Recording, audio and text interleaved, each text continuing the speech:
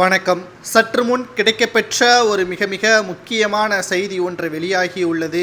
பன்னீர்செல்வம் அவர்களுக்கு காலையில் அடித்த மிகப்பெரிய ஒரு அதிர்ஷ்டம் என்று கூறலாம். எடப்பாடி பழனிசாமி அவர்கள் நேற்று முன்தினம் ஒரு மேடையில் பேசியிருப்பார்.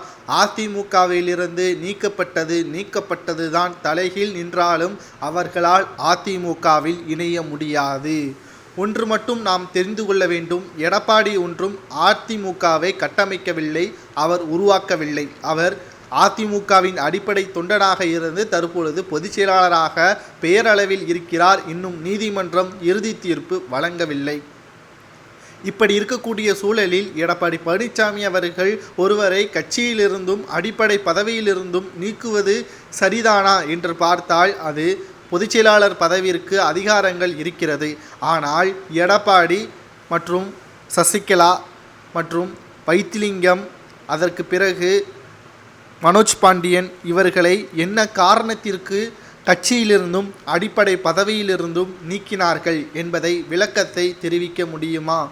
பொதுச் செயலாளராக எடப்பாடி பழனிசாமி அவர்கள் தேர்வு செய்யும் பொழுது இந்த பொதுக்குழு செல்லாது என்று முதல் முறையாக பன்னீர்செல்வம் அவர்கள் நீதிமன்றத்தை நாடினார். இதுதான் மிகப்பெரிய ஒரு சிக்கலாக எடப்பாடி பழனிசாமி அவர்களுக்கு அமைந்தது. மேலும் பன்னீர்செல்வம் அவர்களுக்கு பெரும் ஆதரவுகள் அதிமுகவிலிருந்து வர தொடங்கியதன் காரணமாக இனியும் பொறுத்திருக்கக்கூடாது, உடனடியாக இவர்களை கட்சியிலிருந்து நீக்கினால்தான் அதிமுகவின் மற்ற எம்எல்ஏக்கள் அமைச்சர்கள் பயப்படுவார்கள் என்று கூறி எடப்பாடி பழனிசாமி அவர்கள் தற்காலிக பொதுச் செயலாளர் பதவியை பயன்படுத்தி இவர்களை கட்சியிலிருந்து நீக்கி கொண்டார். ஆனாலும் அதற்கு எந்த ஒரு ஆதாரங்களும் இல்லை. அவர்கள் என்ன தவறு செய்தார்கள் என்பதை கூட தற்பொழுது வரை தெரிவிக்கவில்லை. எடப்பாடிக்கு எதிராக நீதிமன்றத்தில் வழக்கு தொடர்ந்தார்கள். இது சரியா தவறா என்று பார்த்தால் சரிதான். பொதுக்குழு என்பது 2 வாரத்திற்கு முன்பாகவே அதிமுகவின் தலைமை வெளியிட வேண்டும், தொண்டர்களுக்கு தெரியப்படுத்த வேண்டும்.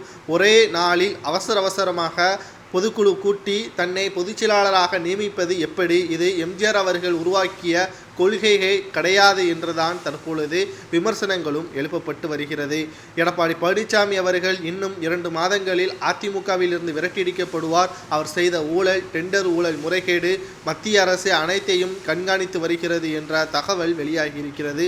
அதற்கு பிறகு பன்னீர்செல்வம் அவர்கள்தான் 2026 முதல்வர் வேட்பாளராக அறிவிக்கப்படுவார் என்ற தகவலும் தற்பொழுது வெளியாகி இருப்பதால் பன்னீர்செல்வத்திற்கு காலையில் வந்த நல்ல செய்தியாக இது பார்க்கப்படுகிறது.